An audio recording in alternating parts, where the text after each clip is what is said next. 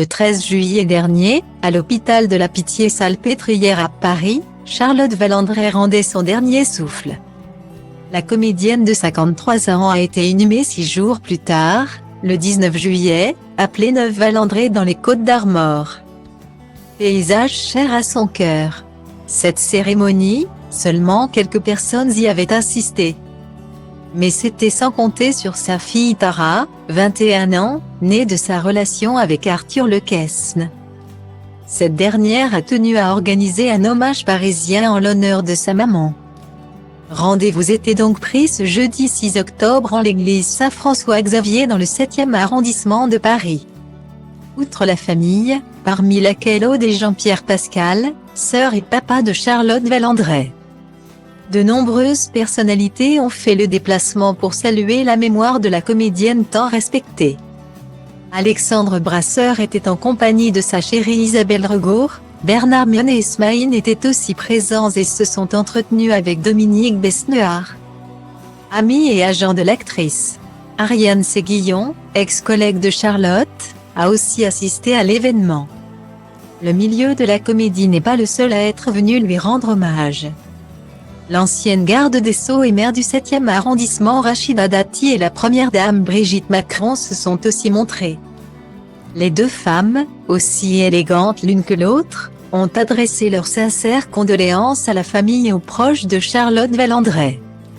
Toujours très affectée, Rachida Dati a même prononcé un discours, au cours duquel elle salue le courage et la force dont a fait preuve Charlotte Valandrey tout au long de sa vie.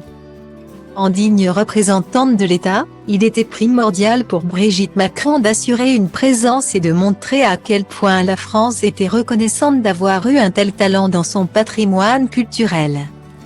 Charlotte Valandrey n'a jamais baissé les bras en dépit de ses soucis de santé. Mais le temps a fini par avoir raison d'elle. Ses problèmes de cœur ont marqué son corps et bouleversé sa vie. Bien plus que le VIH, dont elle n'a jamais directement souffert, écrivait-elle en 2011 dans son livre de cœur inconnu. En mars dernier, elle révélait dans les pages de Gala avoir du mal à avaler ses cachets. Jusqu'à présent, ça ne me gênait pas.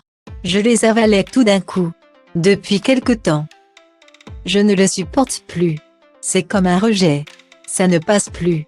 Je dois les avaler en 6 fois. Et encore avec difficulté. Je crois que ça correspond à un ras-le-bol, je n'en peux plus, se confiait-elle.